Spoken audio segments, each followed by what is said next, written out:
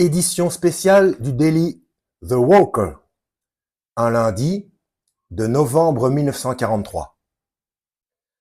Vers un fascisme américain. Comment une société démocratique peut-elle tolérer et financer une organisation opaque dirigée par un homme dont les méthodes autoritaires et les choix politiques échappent à tout contrôle parlementaire?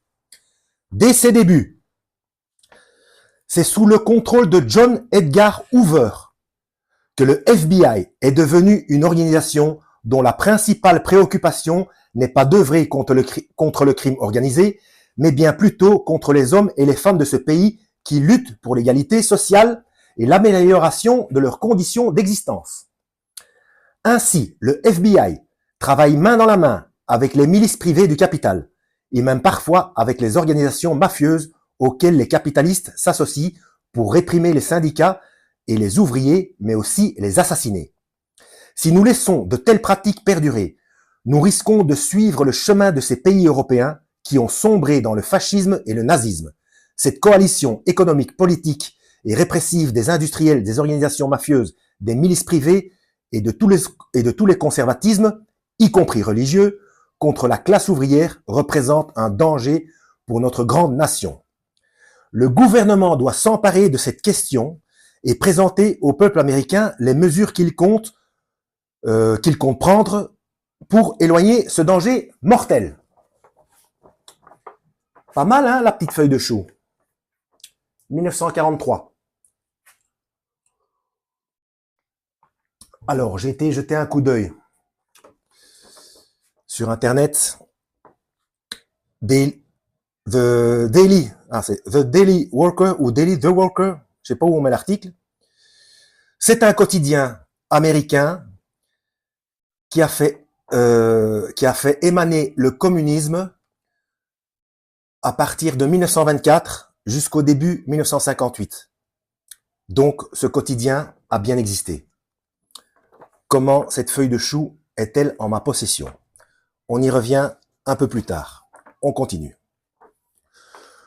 Nous voyons aux États-Unis de nombreux citoyens s'émouvoir légitimement du traitement réservé aux Juifs en Allemagne depuis l'arrivée au pouvoir des nazis. Et que fait le titre Nikola Tesla en tête de cette vidéo? Les lois antisémites qui ont été mises en place, l'oppression et les violences qu'elles autorisent, sont indignes d'une grande nation. On entend un peu partout en Amérique des citoyens conscients s'indigner en effet. Mais combien parmi ceux-ci savent que ces lois antisémites et racistes sont directement inspirées et parfois même copiées sur les lois racistes et ségrégationnistes encore en vigueur dans de nombreux États de l'Union américaine? Comment pouvons-nous espérer lutter contre l'antisémitisme et le racisme en Europe si nous ne sommes même pas capables ou n'avons pas la volonté de lutter contre ces mêmes fléaux sur notre propre territoire? Ainsi, ce manque de volonté dans la lutte contre l'antisémitisme, le racisme et la ségrégation dans notre pays jette un sérieux doute sur les véritables raisons de notre engagement prochain en Europe. Si nous y envoyons nos soldats, ce ne sera pas pour lutter contre le nazisme et le fascisme, mais bien parce que le nazisme et le fascisme, étant condamnés par leurs propres contradictions, tiens donc, ils ne peuvent que s'effondrer face à la puissante volonté de lutte du peuple soviétique qui a vu se rejouer dans l'alliance entre les puissances occidentales anglaises et françaises avec le nazisme avant la guerre, les mêmes principes qui avaient mis fin à la Première Guerre mondiale dans le seul but de retourner les armées et l'industrie d'Europe de l'Ouest contre la révolution soviétique.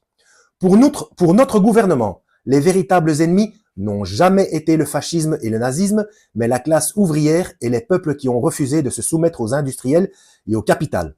Si nous gagnons cette guerre, les ouvriers américains devront exiger que ces alliances du capital et de tous les fascismes ne renaissent pas des décombres de l'Europe ravagée. Ils devront revendiquer la fraternité de tous les peuples et de toutes les classes opprimées par le capital contre tous les ennemis des peuples et de la classe ouvrière. Cette exigence ne pourra exister en pratique qu'à la condition d'une paix durable avec l'URSS en et en cessant tout soutien à n'importe quelle organisation ou nation fasciste ou nazie en Europe et partout dans le monde.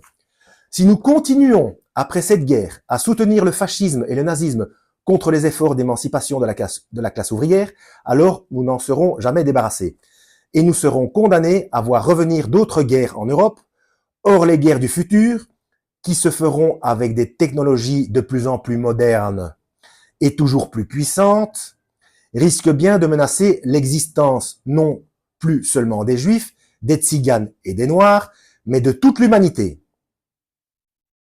Notre solidarité avec les Juifs et tous les peuples victimes des lois raciales doit donc être totale et toutes les organisations ouvrières doivent lutter pour que la fraternité entre les peuples ne soit plus un vain slogan, mais devienne l'expression même de l'avènement du genre humain.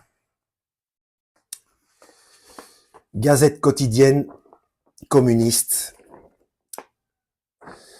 aux États-Unis entre 1924 et début 1958. Comment c'est arrivé entre mes mains? Pour ceux qui me connaissent, vous savez que je suis féru de bande dessinée. Alors, nous sommes le 12 septembre 2025.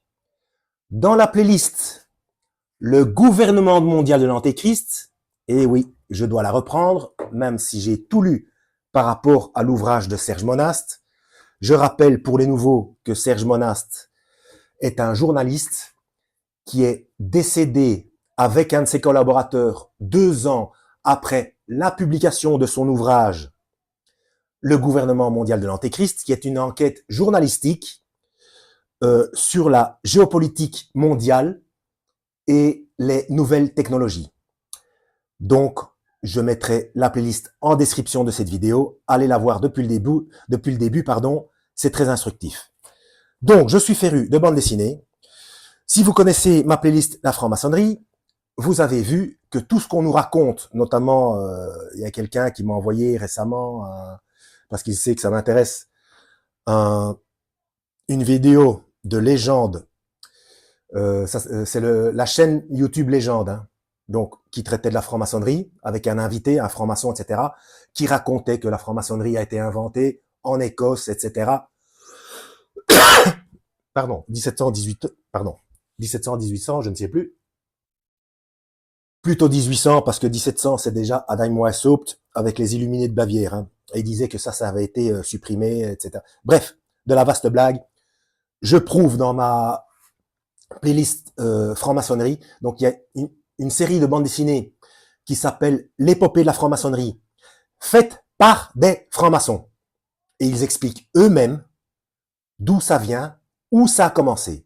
Alors, par l'histoire, durant l'histoire, ça change de nom selon les époques, selon les endroits, selon les cultures du peuple où il se trouve, etc. Mais ce sont les mêmes. Comme maintenant, le forum de Davos, donc le forum économique mondial, le groupe Bilderberg, le club de Rome, etc., etc., etc. Ce sont les mêmes parce que de toute façon, pour le peu d'images qu'on en voit, on voit les mêmes personnages. Donc à un moment donné, ça va, c'est bon, ça suffit. Ok? Bon, ça c'est pour les incrédules. Ensuite, donc, et je vous ai montré dans certaines, pour ceux qui connaissent ma chaîne, bien évidemment, dans certaines autres bandes dessinées, on retrouve les mêmes noms. Et donc, comme tous ceux qui réussissent, il y a fort à parier qu'ils aient plus ou moins des accointances. Les accointances. Oh, ça fait un bail que j'ai pas utilisé ce terme. Les uns envers les autres, etc. Donc, d'ailleurs, accointance ou appointance? Accointance. C'est correct, hein, ce mot? N'hésitez pas à me corriger. Hein. Pour répondre à Cain, encore une fois, nous sommes les gardiens de nos frères et sœurs. Quoique, je ne pense pas qu'une faute d'orthographe ou une faute de vocabulaire, je ne pense pas que ça ait quoi que ce soit à avoir avec le salut de l'âme. Bon, bref. Pour ça, allez voir celui qui s'en occupe, celui qui a tout fait pour qu'on puisse y accéder, c'est-à-dire le Christ. Tout ce qui concerne ses instructions et ses mises en garde, au minimum l'évangile de Jean et les chapitres 5, 6 et 7 de Matthieu. Alors, pour ceux qui arrivent sur ma chaîne, qui commencent à penser, mais qu'est-ce qu'il raconte, celui-là, c'est n'importe quoi, et c'est un religieux. Non, je fais la guerre à toutes les religions. Allez d'abord voir et lire, faites les corrélations avec la géopolitique et les nouvelles technologies, notamment technologie de paiement, système de paiement dans la main, avec un code numérique bien spécifique. Allez voir ma playlist 666 fonctionne. C'est un simple code numérique qui a rapport avec la nouvelle technologie de paiement. Tout simplement. Et chaque fois que vous faites vos courses, vous utilisez le 666. Langage binaire informatique inventé par Georges Laurer, enfin inventé entre guillemets, mais je vais pas m'éterniser sur ce sujet, c'est pas le sujet de la vidéo. Donc Georges Laurer en 1973 ou 73. Donc j'ai acheté, d'où le titre de la vidéo, parce qu'au départ c'est lui qui m'intéressait, Nikola Tesla. Et je me suis dit tiens, des belles images, une belle reliure, magnifique, donc science-fiction, romancée, etc. Je vous les montre vite fait. Voilà le numéro 1. Donc ça s'appelle Les 3 fantômes de Tesla. Je vous ai montré le 1, voici le second. Très joli graphisme, histoire prenante, etc. Donc, mais comme tout bon scénariste, tout bon auteur de bande dessinée, quand ils veulent traiter un sujet, ils vont puiser dans l'histoire. Et donc, j'ai acheté ce coffret, tout ça était dedans, et il y avait cette feuille de chou. Voilà. Donc, je me suis rendu compte que les informations dessus étaient vachement réalistes. Donc, j'ai décidé d'aller creuser là-dedans, puisque j'ai tout de suite vu les corrélations avec l'enquête journalistique de la géopolitique de ce monde de Serge Monast dans son ouvrage Le gouvernement mondial de l'Antichrist. Donc, non seulement il y avait cette feuille de chou en bonus, c'est pas l'original évidemment, hein, le papier est beaucoup plus épais, mais déjà, c'était un bel objet, hein, c'est pour les collectionneurs, pardon, c'est quelque chose de magnifique. Hein. Mais en plus, ce que j'ai remarqué, c'est que à l'intérieur, quand on ouvre, il y a une représentation d'une autre édition. Alors, le premier, donc j'ai septembre. Non, le premier c'est août 1943. Ensuite septembre 1943. Et la dernière information, la dernière édition, c'est novembre. Où est octobre? Où se trouve octobre? On sait que octobre est un mois important, surtout pour ceux qui s'intéressent à tout ça et qui font les corrélations bibliques. Octobre est aussi quelque chose d'important. Et il y a une autre chose que je dois vous dire, c'est que le premier livre, la première bande dessinée a été éditée en 2017. Dès que j'ai vu le terme 17, quelque chose m'a titillé à l'esprit. Alors, le 17. Voilà, le 17, nous y sommes. En effet, Dieu leur a mis à cœur de réaliser son propre projet, en ayant la même pensée et en donnant leur royauté à la bête jusqu'à ce que les paroles de Dieu soient accomplies. Apocalypse, chapitre 17, verset 17.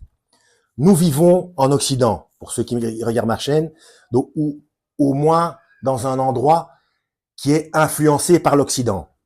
Même si vous êtes en Afrique, et au Maghreb peut-être pas, mais bon, l'Afrique est fortement influencée par l'Occident, et la francophonie en général. Hein.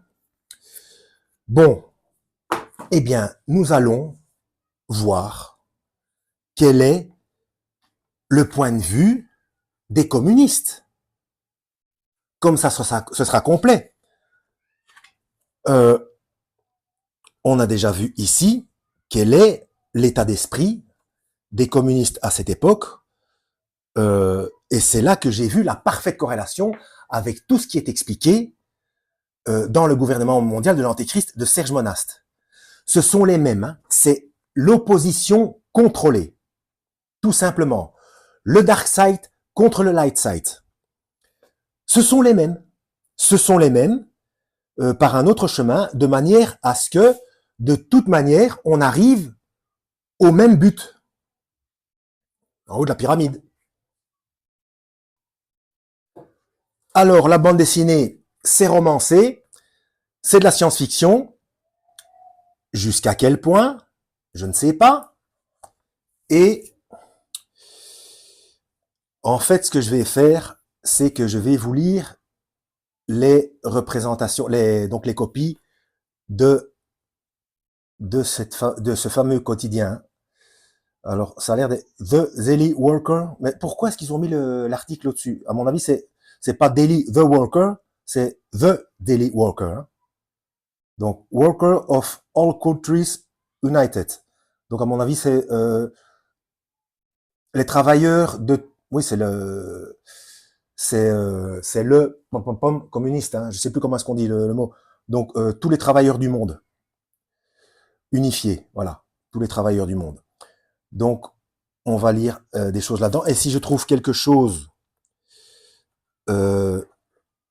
d'intéressant concernant les technologies cachées, etc. Parce que déjà, il y a la tour de Tesla. Hein. Oui, c'est vraiment science-fiction, romancé, mais peut-être qu'il y a des bribes de vérité, hein, la vérité qui a été utilisée justement pour élaborer ces histoires. Mais là, en l'occurrence, donc, ça, c'est là-dedans qu'on va puiser des informations avec la vision communiste. Et là, on aura des corrélations.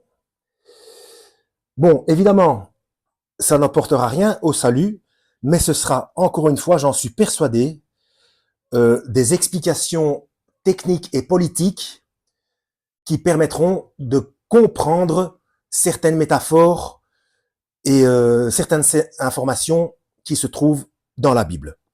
Voilà, ça c'était pour la présentation, c'était pour la mise en bouche. Ça fait déjà plus d'un quart d'heure. Donc, à mon avis, il y aura de nouveau un décalage de son. C'est quand même extraordinaire. Hein. Enfin, bref. Donc là, pour le coup, je pense que ça va être très intéressant. Donc, la playlist Le gouvernement mondial de l'Antéchrist en description. Donc, pour ceux qui ne la connaissent pas, ou ça vous permettra de comprendre ce qu'il en est, ce qui est en train de se passer. Et pour les autres, ça peut vous faire un rappel. Et vous verrez qu'avec, parce que j'ai été un petit peu plus avant en lisant, j'ai un petit peu goûté déjà d'autres articles de ce quotidien, et, et on parle de Nikola Tesla et de ses inventions et de d'autres choses que j'ai déjà dit et qu'on peut trouver sur Internet, etc. Enfin, je n'en dirai pas plus. Enfin, c'est très, très... ça a l'air historiquement exact. Hein.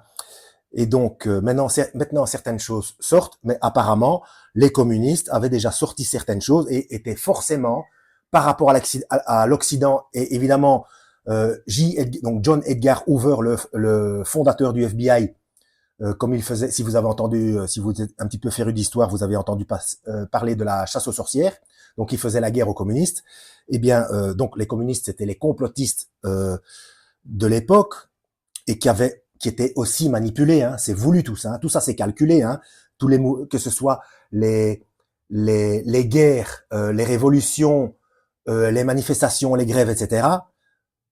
Je vous dis encore une fois, allez voir le gouvernement mondial de l'Antichrist.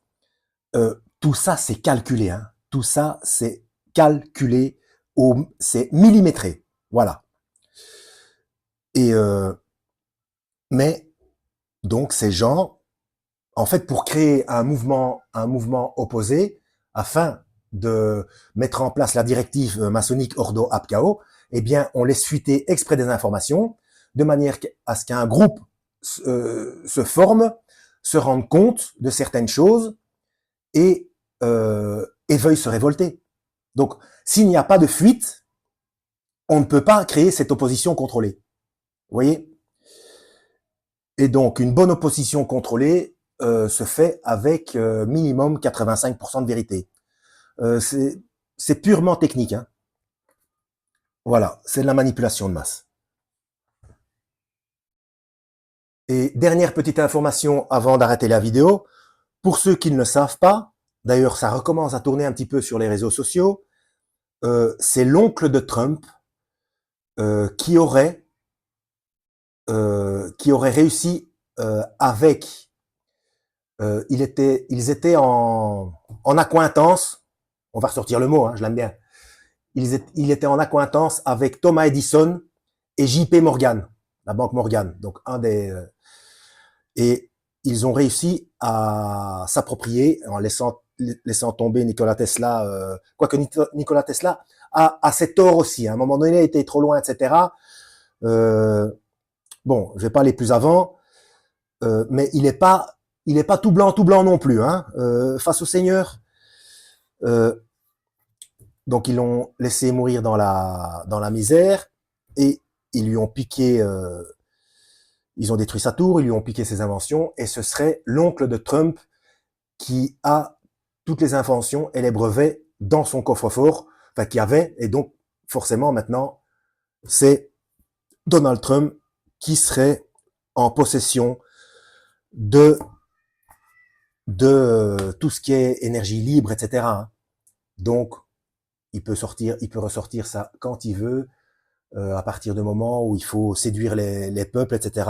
Donc couper les robinets, hein, mettre tout le monde dans une grande souffrance, et puis donner acquis de droit, donc toutes les technologies nécessaires à l'antichrist pour faire des miracles, vrais ou faux, peu importe.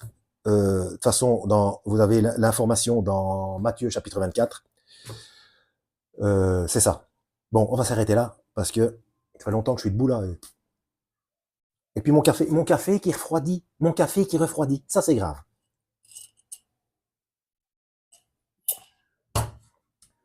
Voilà. Donc, on va dire, je voulais faire une nouvelle playlist, mais je me suis dit non. C'est une playlist supplémentaire, j'en ai déjà plein. Et puis comme ça va très bien à la suite, eh bien on va mettre ça, on va dire, voilà, c'est une sous-playlist. Enfin, ce sera pas vraiment une playlist, hein, puisque je vais faire des épisodes séparés. Bref, c'est à la suite du gouvernement mondial de l'Antéchrist en description de cette vidéo. À la prochaine, lisez la Bible et que Yahweh vous guide.